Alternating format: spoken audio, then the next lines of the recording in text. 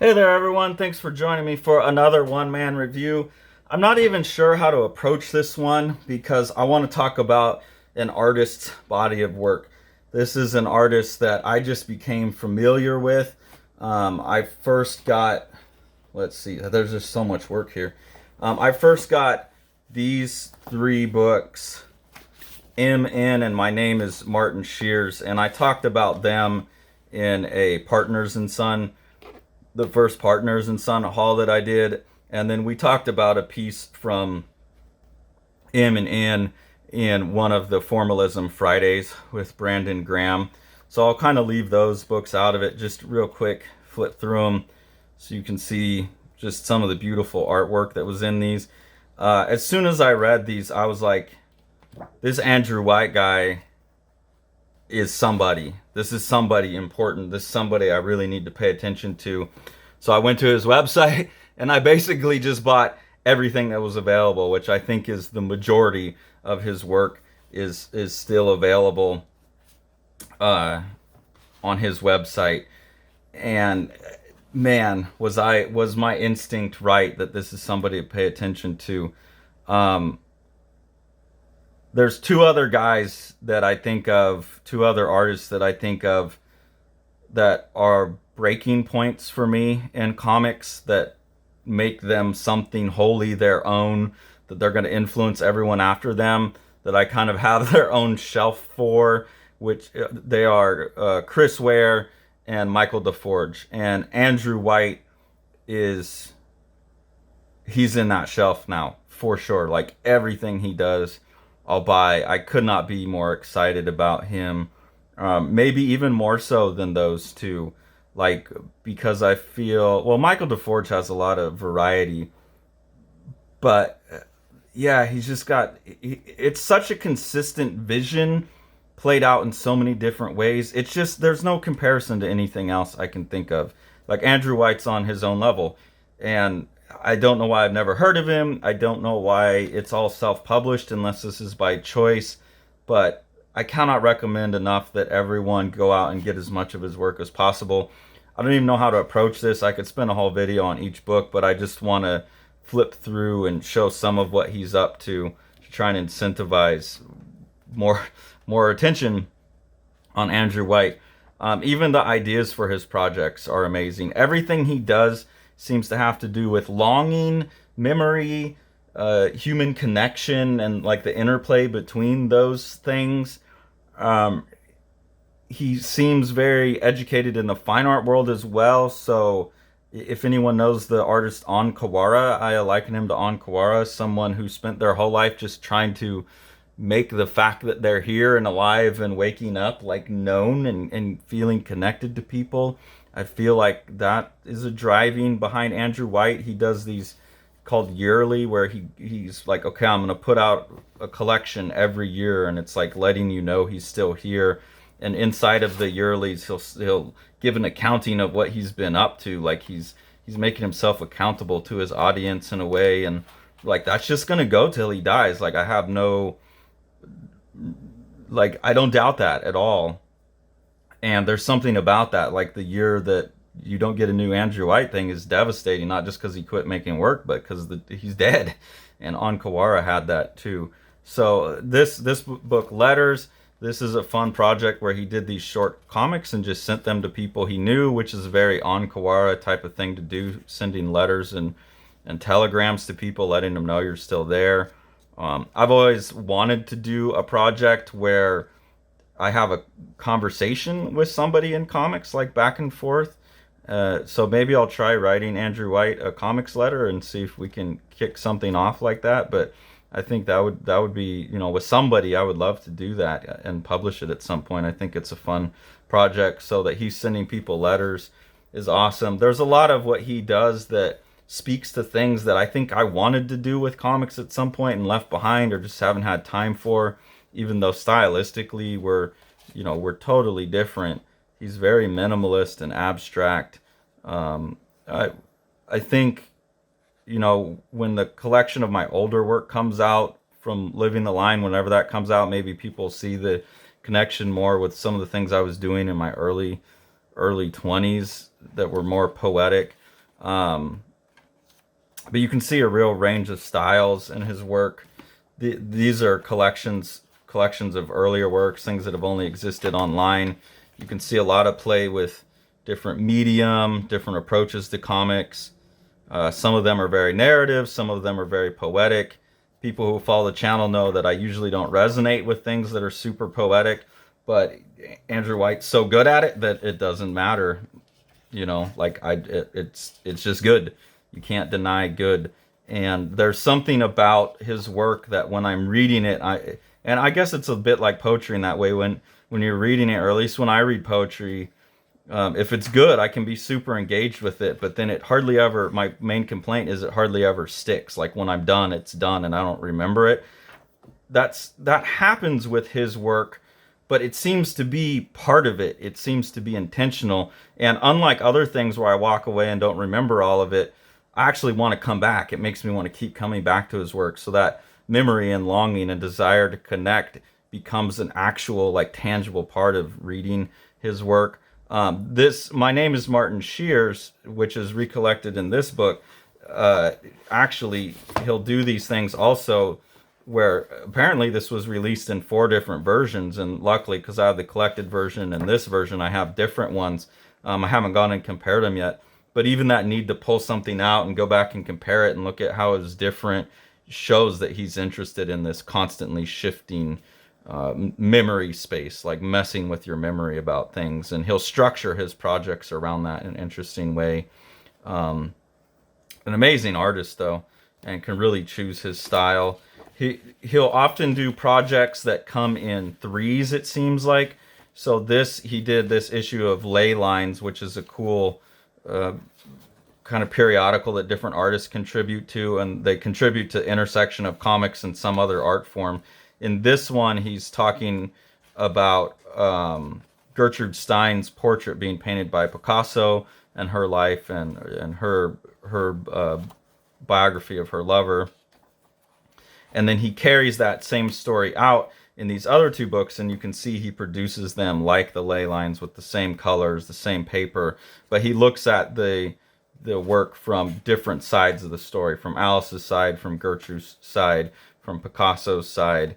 And that's something that he seems to do with his books, is get like a theme or a topic or a vibe that he's interested in for the year, and then orbit around it from different viewpoints, which is really smart. It's like I'm gonna really explore this thing. So I like that format of what he does. And again, it really, like any one book, none of his stuff ever feels finished. I think that seems to be, this is a notes on process, that seems to be part of his process too. Like it's always open for revision and coming back to it and republishing it in a different way. He leaves a lot like this where he'll set himself up to make drawings on it to individualize things. So like with Ankawara, I feel like there is no book by Andrew White. I think Andrew White's comic is his entire body of work, and we'll only know how it's finished when he's died. And, that will be happenstance as well. So it will just be kind of left open in the end. And I think that's intentional on his part. That seems to be essential to how he works. This is another really cool book in terms of like leaving something open, and another idea that me and a friend of mine have joked around about. So I think this is Andrew White's art and writing all the way through. It looks like his stuff, but he presents it as a republished and remastered version of a book that he found in a back issue bin and has been fascinated by, because he couldn't find anything else about it. No one else has ever read it, couldn't find any of the other issues.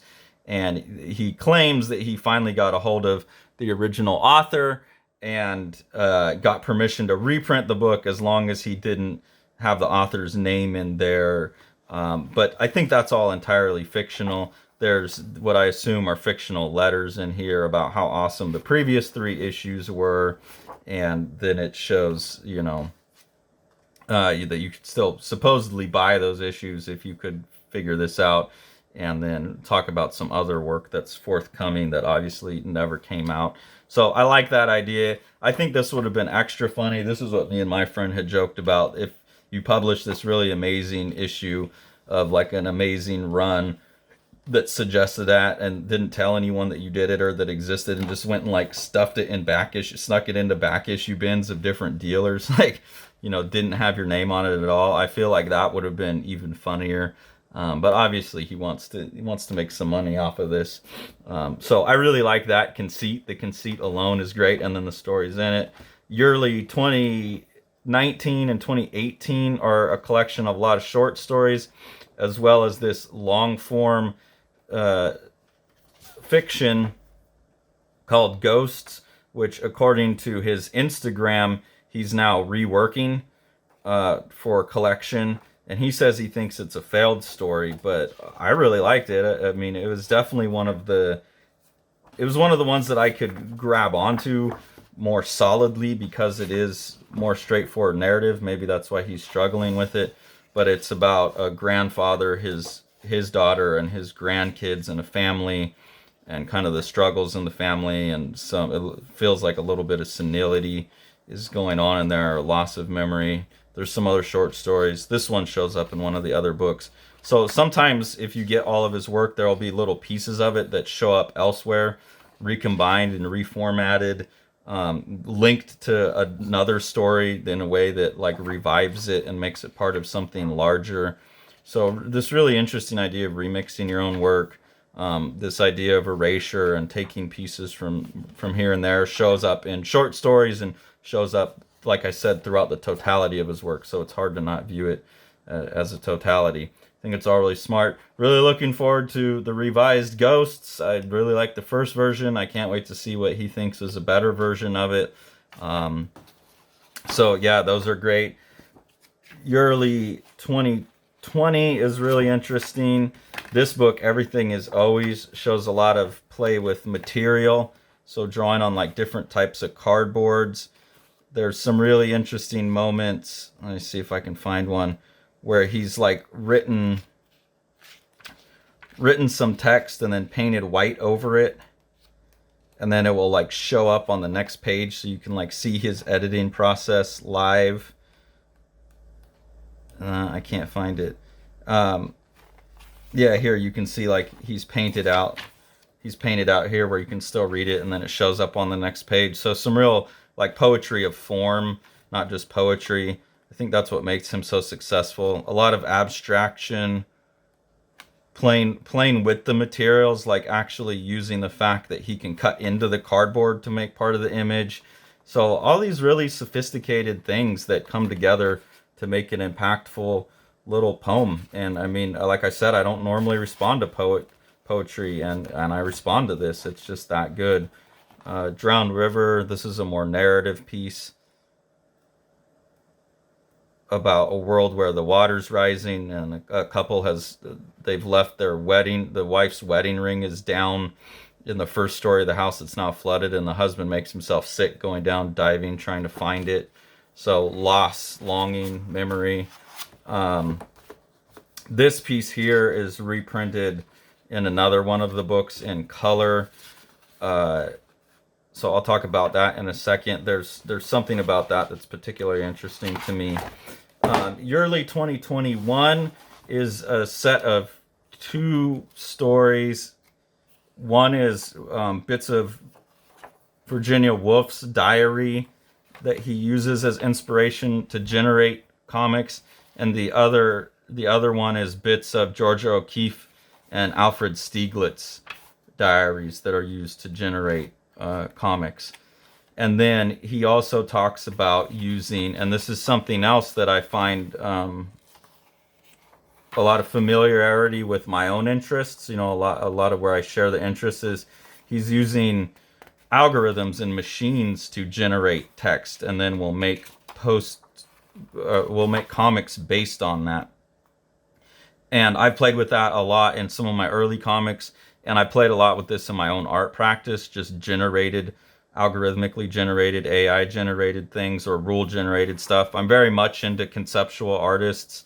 He talks about Yoko Ono in here, and he uses some of her work or is inspired by some of her work. So Solowe, Yoko Ono, people that I really value as artists quite a bit. So I feel a connection to that. But this gets weird, and this is where I have my one criticism of him, because I'm not only trying to understand artists' work based on my own likes. Like, this is just stuff that speaks to me and that I like personally. And if it's not for you, it's not for you. But I'm also looking at, does an artist do what they're trying to do? Does what the work tells me show up in the work? And then even if I don't like something, I can say it's successful. Or if I do like something, I can still say it's unsuccessful in some realm.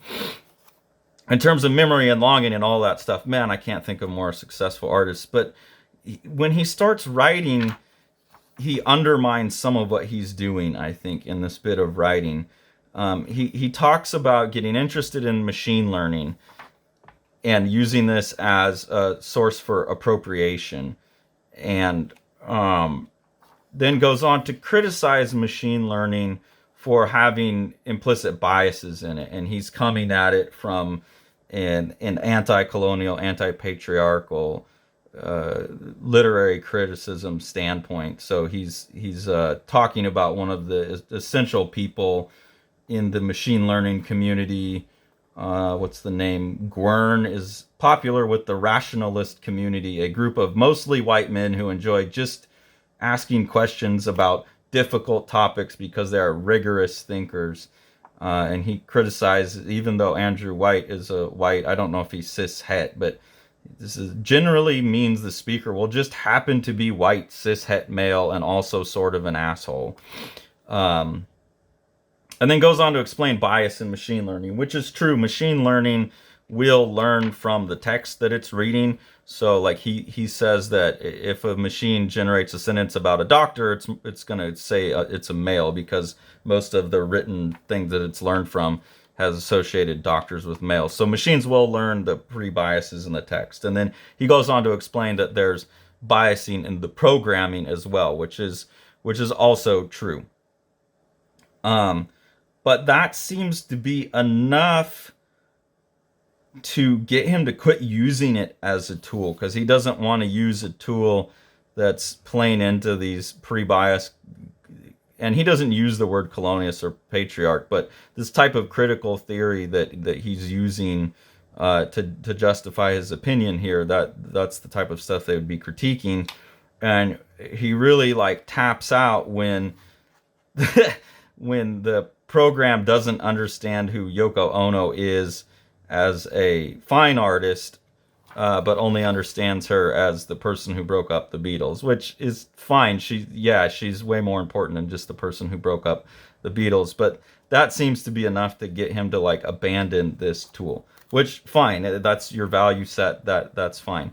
What I find weird about it is when I'm assessing someone's own work on their own stated kind of agenda, it's very weird to me to take this critical theory stance and then openly talk about appropriation, and then like you're abandoning a tool because of the problems it has under a critical theory viewpoint.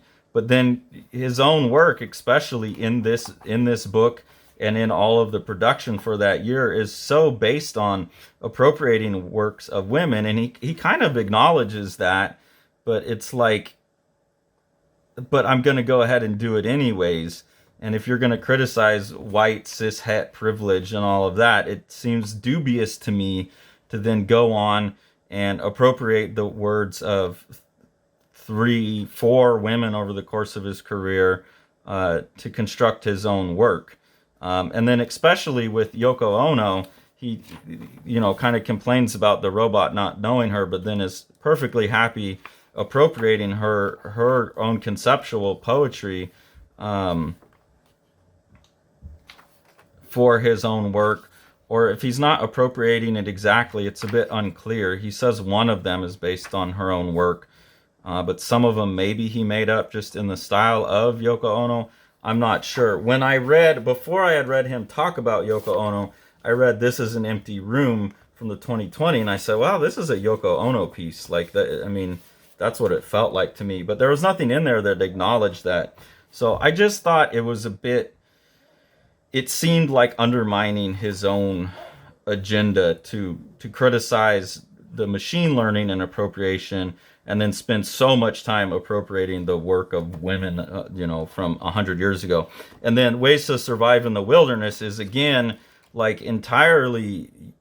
I don't know if it's all from Yoko Ono or if it's just in the style of Yoko Ono, but this is a whole book of Yoko Ono conceptual instructions, which is what she would do in something like Grapefruit. So this is a brick wall. Reach out and touch it. It feels like this. And then you're kind of like he's expecting you to go in and draw it on your own. Press your hand up against it. Press harder. It feels like this. And he'll give you an instruction. Or maybe like this. Press harder. Draw something.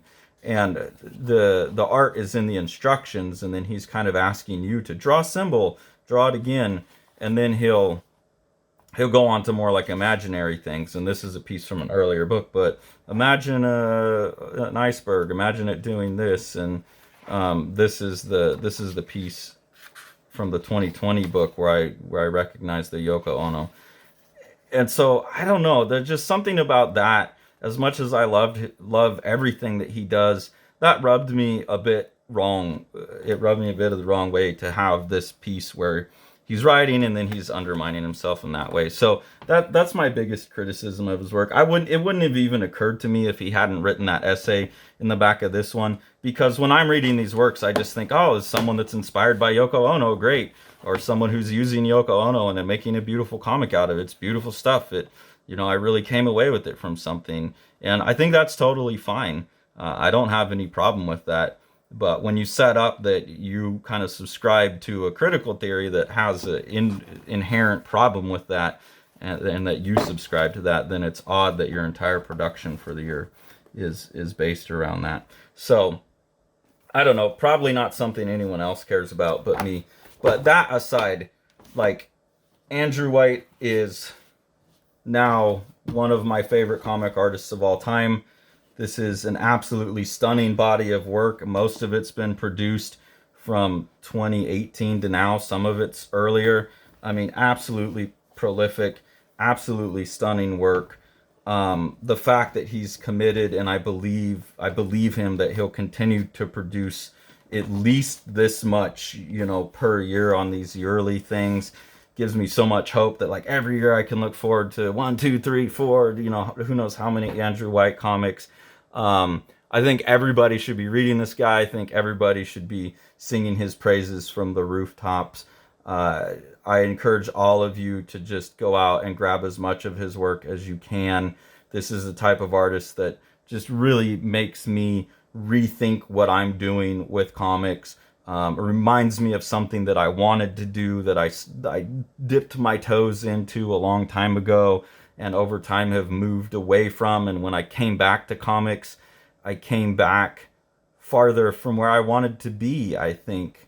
And this reminds me of where I wanted to be with comics, like just beauty in comics and pushing the boundaries of the medium forward in just all kinds of new ways, and just so infinitely smart and so cohesive as a body of work, so conceptually compelling, so emotionally resonant.